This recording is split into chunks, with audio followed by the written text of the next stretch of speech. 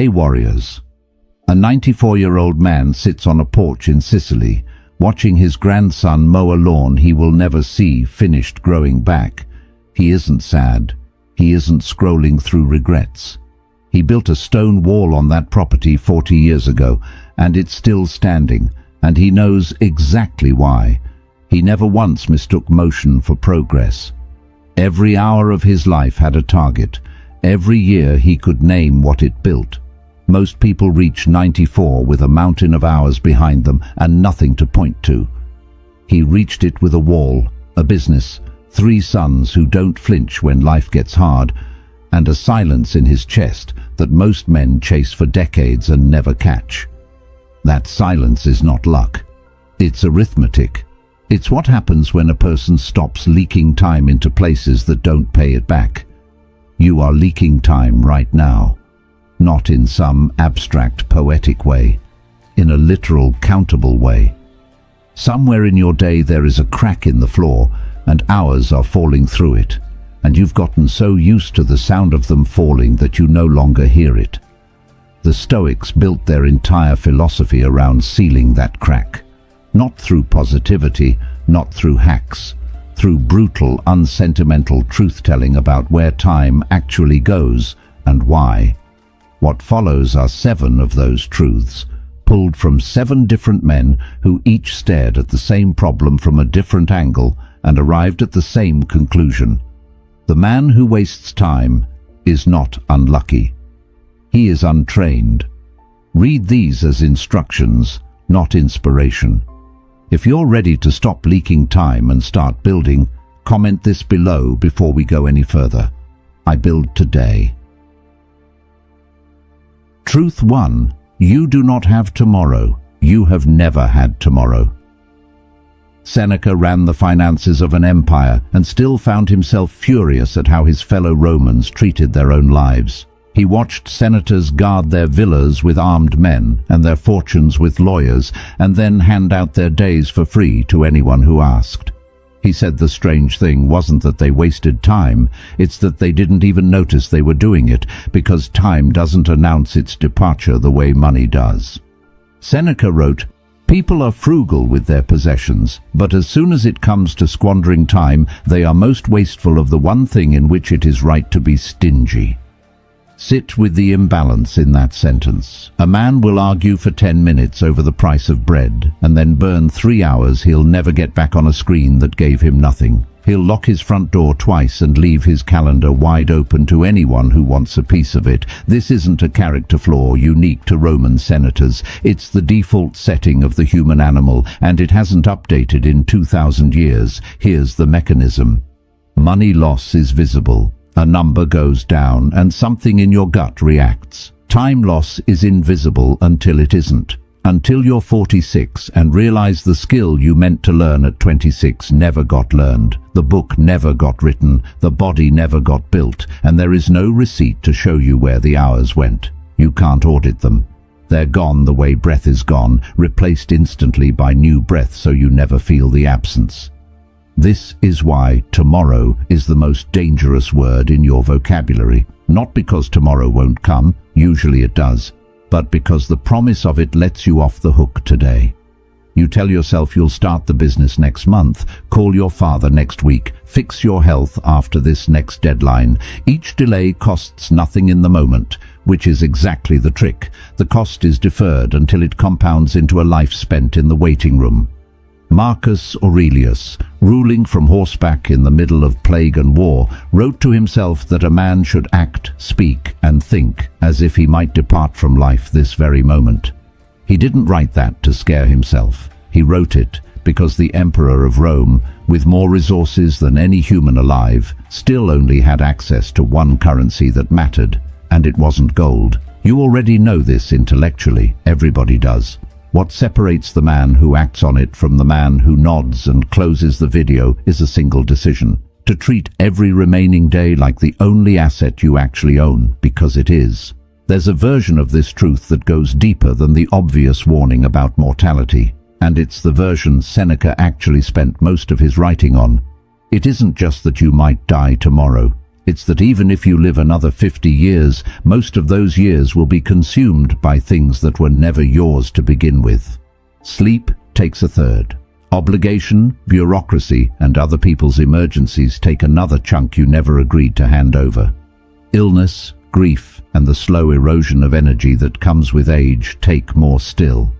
By the time you subtract everything that isn't truly discretionary, the actual usable years, the ones where you have both the health and the freedom to build something, are a fraction of the number printed on a birth certificate. Seneca's real argument wasn't you might die soon, it was you have far less than you think, even in the best-case scenario, and almost no one budgets their ambitions against that smaller, honest number. This is why the trap of tomorrow is so much more expensive than it looks. It's not one day lost. It's a pattern that, repeated for a decade, quietly consumes the entire discretionary portion of a life, while the person living it assumes they're still in the warm-up phase. The senator in Seneca's letters wasn't lazy. He was busy every day of his life. He simply never noticed that busy and spent are not the same word, and by the time he did notice, there was no year left to spend correctly. If this hits something in you, comment the word below. Let it be the last time you need reminding. I built now. Truth 2. Busy is not the same as building. Epictetus was born a slave. He understood, better than any philosopher who came after him, that a man can be in chains and still be free, and a man can be free and still be enslaved to his own noise. He spent his life teaching Roman aristocrats, men with every comfort available to them, and he watched most of them fill their days with activity that led nowhere. He said, "It is not death or hardship that is a fearful thing, but the fear of death or hardship." Turn that lens on wasted time, and you find the same trap wearing a different mask. Most people aren't afraid of failure directly. They're afraid of the moment right before failure. The vulnerable stretch where you commit to something and it might not work. So instead of committing, they generate motion. Motion feels like courage because it's tiring and it fills the hours.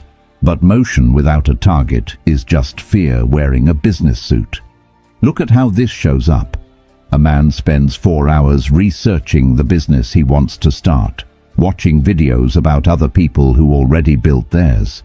He tells himself this is preparation. It's avoidance dressed as diligence. A woman rewrites the same paragraph of her book 9 times, calling it perfectionism, when the truth is that an unfinished draft can't be rejected and a finished one can. The rewriting is a hiding place with good lighting. Epictetus drew a hard line between what is in your control and what isn't, and he insisted that peace only comes from obsessing over the first category and ignoring the second. Wasted time almost always happens in that second category, worrying about outcomes you can't control instead of executing the actions you can. You cannot control whether the business succeeds. You can control whether you send the email today. The man who confuses these two spends his whole life managing anxiety about outcomes and never gets around to the inputs that actually move him. This is the second brutal truth. Your calendar can be completely full and your life can still be completely empty, because being occupied and being directed are not the same discipline. One exhausts you, the other builds something that outlives the exhaustion. Ask yourself tonight what you did today that you could point to in 5 years. Not what you were busy with, what you built. If the honest answer is nothing, you already know which category consumed your day. Epictetus taught his students a specific exercise for catching this trap in real time, and it still works exactly as designed. Before starting any task, ask what the task is actually for. Not what it looks like, not how it will be perceived, but what concrete change it produces in the world once it's finished. Research that never leads to a decision isn't preparation. It's a loop with no exit. A draft that never gets submitted isn't perfectionism. It's a hiding place with extra steps. The exercise is uncomfortable because it strips away every excuse that motion normally hides behind. Most people run through this filter honestly, discover that less than half of what fills their day would survive the question, what is this actually building? The rest is noise wearing the costume of effort. The deeper trap Epictetus identified is that motion is self-rewarding in a way that real building often isn't, at least at first. Watching 10 videos about starting a business releases the same low hum of accomplishment as actually starting one without any of the risk. This is precisely why so many intelligent, capable people stay stuck for years in a holding pattern that feels productive from the inside. The feeling is real, the output isn't, and a life spent chasing the feeling instead of the output is a life that will look, from a distance, exactly like busyness and nothing like a body of work. Comment this one if you've caught yourself confusing motion for progress. I build direction. Truth 3. Comfort is alone with brutal interest. Cleanthes worked nights hauling water so he could study philosophy by day under Zeno, and he did this for years while wealthier students mocked him for it. He wasn't chasing comfort. He understood something the comfortable men around him didn't. Every hour you spend avoiding difficulty today gets billed back to you later with interest, in a currency far more expensive than the discomfort you dodged. Cleanthes is remembered for insisting that the willing are led by fate, while the unwilling are dragged. Apply that to your own resistance. The task you're avoiding, the hard conversation, the workout, the cold outreach, the confrontation with your own finances, doesn't disappear because you avoid it. It waits. And while it waits, it grows, because problems left untouched rarely stay the same size. The difficult conversation you postpone for 6 months isn't the same conversation 6 months later. It's heavier because resentment has had time to compound on both sides. This is the quiet arithmetic behind procrastination that almost nobody says out loud. Delay isn't neutral. It's not a pause button. It's a loan, and the interest rate is whatever emotional and practical cost accumulates while you wait. The gym membership you don't use still charges your card. The skill you don't practice still gets rustier in your hands. The relationship you don't repair still cools in the silence you left it in. Compare 2 men doing the same unpleasant task. Say an honest look at their spending. One does it the first week of the problem when it's a 15-minute conversation with a spreadsheet. The other avoids it for 3 years until it's a crisis requiring lawyers or family intervention or a bankruptcy filing. Same task, wildly different cost. The only variable was how long the loan of avoidance was allowed to accrue interest. Cleanthes chose the water-hauling nights because he understood that discomfort accepted early is cheap, and comfort purchased today is paid for later, at a markup you can't negotiate. This is why Stoic training so often looks from the outside like people choosing hardship for no reason. Cold showers, hard conversations, blunt honesty. They aren't masochists. They're paying down debt before the interest sets in. Look at your own life and find the loan you're currently taking out. The unopened bill, the unresolved conflict, the unstarted project. Every day you don't touch it, the interest ticks up quietly, and you won't feel the full weight of it until the day it's due. What makes this particularly brutal is that the interest rate is rarely fixed. It's compounding, and it compounds fastest in exactly the domains people avoid the longest. A body neglected for a year needs a year of correction. A body neglected for a decade often needs medical intervention that a year of neglect never would have required. A conversation avoided for a week is awkward. The same conversation avoided for 3 years has usually calcified into a grudge that neither party fully remembers the origin of, only the resentment. Cleanthes hauled water at night specifically because he'd done the arithmetic on this. The discomfort of studying while exhausted was fixed and bounded, while the discomfort of staying uneducated and poor for the rest of his life was neither fixed nor bounded. He wasn't choosing suffering for its own sake. He was choosing the cheaper loan. There's a second layer to this most people miss entirely. Avoidance doesn't just delay the cost. It usually adds a second cost on top of the original one. The cost of having lived in the meantime with the low-grade anxiety of knowing the thing is still out there, unresolved. That background hum of, "I still need to deal with that," is itself a tax, paid daily on top of whatever the eventual reckoning will cost. People rarely count this tax because it doesn't arrive as a single bill. It arrives as a slightly worse version of every single day until the debt gets paid. If you know exactly which loan I'm describing right now, comment it below. I pay now. Truth 4. Your attention is the only property you actually own. Marcus Aurelius ruled the largest empire on earth and still understood with total clarity that none of it belonged to him in any lasting sense.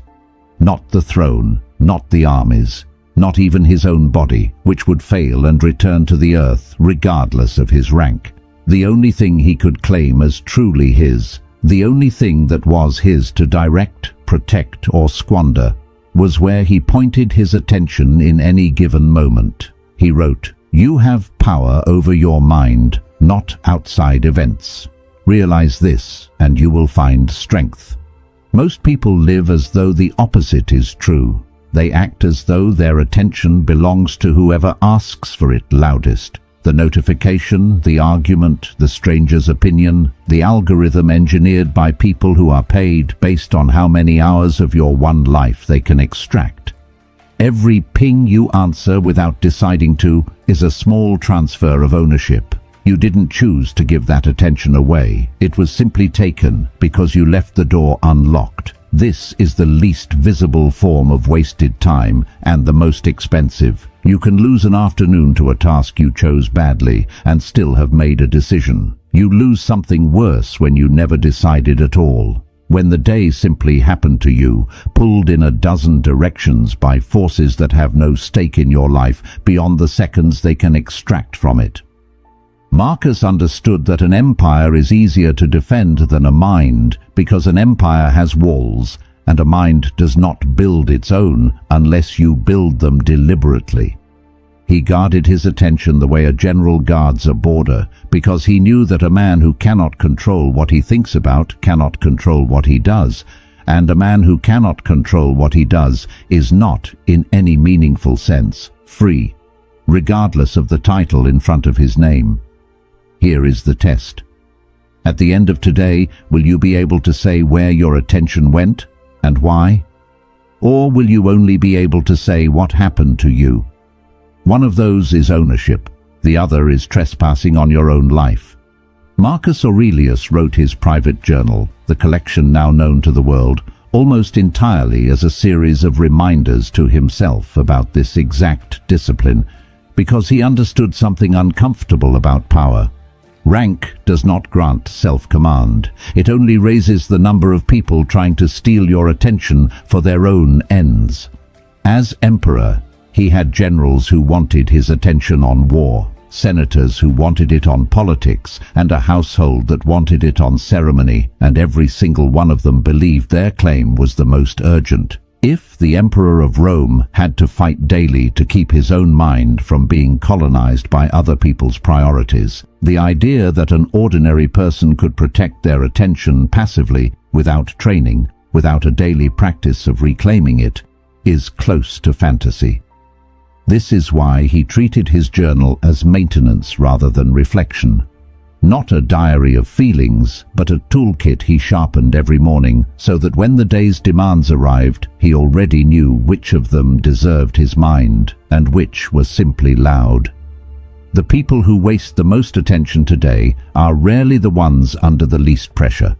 They're often the ones under the most, because pressure is exactly what makes a mind vulnerable to whatever shows up first and shouts the loudest, rather than what actually matters most. Comment below if you're done letting your attention be taken instead of given. I own this. Truth 5. Discipline practiced in public is not the discipline that counts. Musonius Rufus taught that philosophy without daily practice was worthless decoration. Words a man wears to look impressive rather than a structure he actually lives inside. He pushed his students toward an uncomfortable question. Does your discipline exist when no one is watching? Or does it only appear on the days an audience might notice? He said, if you accomplish something good with hard work, the labor passes quickly, but the good endures. If you do something shameful in pursuit of pleasure, the pleasure passes quickly, but the shame endures. Most wasted time hides exactly where no one is looking. The workout you skip when your trainer isn't watching. The extra hour of sleep you steal instead of the deep work you promised yourself, in a room with no witnesses to hold you accountable. Public discipline is easy because it's really just performance. And performance is cheap when the audience is what you're optimizing for. Private discipline, the version that happens in an empty room at 6 in the morning with nobody to post it to, is the only version that actually compounds into a life. This is why so many people can look impressive from the outside and still feel hollow on the inside. They've built a discipline that only exists under observation. The moment the observation stops, so does the behavior, and the gap between the public image and the private reality becomes the exact size of the time they've wasted maintaining an illusion instead of building a life. Musonius Rufus lived this test personally. He was exiled more than once for refusing to soften his teaching to please men in power, and in exile, stripped of audience, stripped of status, his habits didn't change. That consistency was the entire proof of his philosophy. A man's real discipline is whatever remains once every spectator has left the room. Ask yourself honestly, if no one could ever find out what you did today, would you have done the same things? If the answer is no, you've found the exact size of the gap between the life you're performing and the life you're actually building. This test matters more now than it did in Musonius Rufus's time, not less, because the machinery for performing discipline in public has never been cheaper or more available. It costs nothing to announce a goal. It costs nothing to post the first day of a routine. The gap Musonius identified between what a person does and what a person is seen doing used to require real effort to fake, which meant most people simply didn't bother and defaulted to honesty by necessity. That friction is gone now. A person can build an entire audience around a discipline they've practiced for exactly one day, and the applause arrives before the work does, which is precisely backwards from how durable skill has ever been built. The private version of discipline has no such shortcut, and that's exactly why it's the only version that produces anything real. Nobody is clapping for the 6th rep at 6 in the morning. Nobody is watching the 40th page of a manuscript that has no readers yet. The absence of an audience is uncomfortable, specifically because it removes every reason to continue, except the only reason that has ever actually built anything. You decided the outcome mattered enough to pursue it whether or not a single other person ever found out. If you're ready to close that gap, comment it below.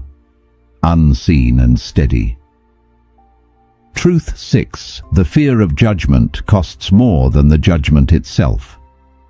Zeno of Citium lost his fortune in a shipwreck on the way to Athens, walked away from the wreck with nothing, and ended up founding an entire school of philosophy from the accident. He didn't waste years mourning the ship. He understood something that most people spend a lifetime avoiding: the opinions of strangers, which feel enormous in the moment, dissolve almost instantly, and cost you nothing real, while the fear of those opinions can quietly consume years of a life that was never actually threatened. Zeno is said to have taught that a man's worth is measured by what he's willing to give his attention to, not by what others say about the giving. Consider how much time gets spent rehearsing conversations that never happen, defending decisions no one has attacked, editing a version of yourself for an audience that in most cases is barely thinking about you at all. This isn't a minor leak. For a huge number of people, it's the single largest drain on their potential, bigger than laziness, bigger than bad luck, bigger than lack of resources. Here's the brutal part. The judgment you're afraid of rarely arrives in the form you imagined, and when it does arrive, it rarely lasts. People forget your mistakes faster than you do, because they're consumed with the exact same fear about their own. Everyone is starring in a movie about themselves, and you have a much smaller supporting role in it than your anxiety insists. Meanwhile, the years you spent managing a fear that mostly existed in your own head are real years, permanently spent on a threat that was mostly imaginary. Zeno walked out of that shipwreck and, according to the account passed down through the centuries, went looking for a bookseller instead of a search party for his losses. He didn't perform grief for an audience of strangers on the docks. He simply moved toward what was still available to build. That's the whole lesson, compressed into a single decision made on a foreign shore with nothing left but his own judgment to rely on. There's a specific mechanism worth naming here because it explains why this fear feels so disproportionate to its actual stakes. The brain evolved in small groups where a stranger's disapproval could genuinely threaten your survival. Exile from the tribe was often a death sentence. That wiring never updated for a world of billions of strangers whose opinions carry none of that ancestral weight, which means the emotional alarm still fires at full volume for a threat that, in the modern context, is almost always harmless.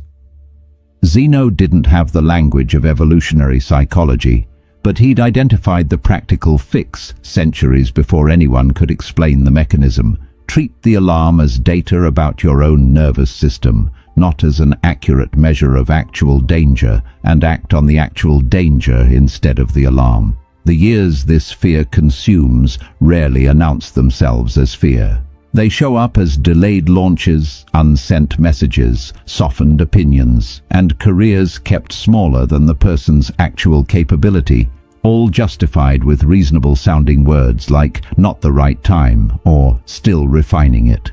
Strip away the polite language and what's usually underneath is a person managing an audience that, in most cases, was never paying nearly as much attention as the fear assumed. If you've spent this year managing an imagined audience instead of building for the real one that will actually remember you, your family, your work, your own future self, comment below and let this be the year that changes. No audience needed. Truth. 7. A life well spent doesn't need to be long to be complete. Chrysippus took over the Stoic school after Zeno and Cleanthes and became, by most accounts, the most prolific writer among all of them. Hundreds of scrolls, entire systems of logic built from nothing, an output so large that later Stoics joked no one could out-argue him, because no one could outwrite him either. And yet even Chrysippus, staring down the sheer size of his own output, taught that the length of a life was never the measure that mattered. What mattered was whether the life, however long or short, had been completed on its own terms. He argued that a play isn't judged by how many acts it runs. It's judged by whether the final scene resolves what the earlier scenes set in motion. A short play, well constructed, is complete. A long play that meanders and never resolves is not, no matter how many additional acts get added to it. He applied the same logic to a human life. Duration was never the Stoic obsession. Completion was. This reframes everything the previous 6 truths have been building toward. You are not actually racing a clock that ends at some arbitrary old age. You're building something that needs to be able to stand as complete at any point it might end, because none of the previous truths in this list, not one, guarantee you the tomorrow you're planning around. The man from the opening of this video didn't build his wall because he expected to live to 94. He built it because building was the only response available to him that didn't waste the day he was standing in. Chrysippus wrote densely, technically, sometimes obscurely, but underneath the logic was a simple demand: don't wait for a future version of your circumstances to become the man you're capable of being today. The scroll doesn't finish itself because you have more scrolls left to write. It finishes because you finished it, on the day you were given, with the tools you had. There's a reason this particular truth was left for last, and it isn't accidental. Every truth before it could be misread as a kind of pressure. Hurry, because time is short. Hurry, because the loan is compounding. Hurry, because the audience you're afraid of doesn't actually exist. Read that way. The first 6 truths risk producing exactly the kind of frantic, anxious motion that Truth 2 already warned against. Chrysippus's insight is the correction. The goal was never speed for its own sake. The goal was completion, and completion has nothing to do with how much time is left on the clock. A single well-built day, structured with intention and finished without leaking its hours into distraction, avoidance, or performance, is already a whole unit of a life well spent, regardless of what happens tomorrow. This is also why the Stoics never treated death as morbid subject matter, despite how often they wrote about it. Death was simply the deadline that made the completion standard honest. Without an ending, a person can always tell themselves there's more time to tidy up the unfinished parts later. With an ending built into the frame from the start, the only reasonable response is to build each day as though it might have to stand on its own, which, compounded across 100 honest days, produces exactly the kind of life the man on the porch had at 94. Not a life that happened to run long. A life where every individual day had already done its job. This is the truth that makes the other 6 actionable instead of theoretical. Not someday when conditions are right. Today, with what's already in your hands, structured well enough that if this were the final scene, it would still resolve into something worth having lived. If you're finished waiting for the right conditions and ready to build with what's already in front of you, comment it below. Complete today. 7 men, 7 centuries apart in some cases, separated by empires, exile, slavery, shipwrecks, and thrones, and every one of them arrived at the same unglamorous conclusion. Time isn't wasted through disaster. It's wasted through 1,000 small permissions granted to comfort, fear, distraction, and delay, none of which announce themselves as the enemy while they're taking your hours. The old man on the porch in Sicily isn't remarkable because he lived to 94. Plenty of men do that and leave nothing behind but a longer version of the same wasted pattern. He's remarkable because every decade of his life could stand on its own as complete. That's not an accident of long life. That's the compounding result of 1,000 ordinary days, each one spent instead of leaked. You have today. That's the whole inheritance. Seneca would tell you to stop being frugal with your money and reckless with your hours. Epictetus would tell you to stop mistaking motion for direction. Cleanthes would tell you the bill for today's comfort comes due with interest. Marcus would tell you to guard your attention like an empire. Musonius would tell you to build a discipline no one has to witness for it to be real. Zeno would tell you the judgment you fear is smaller and shorter-lived than the years you'd spend avoiding it. And Chrysippus would tell you that none of this needs decades to matter. It needs a single day, finished well. Build the wall, not someday, today.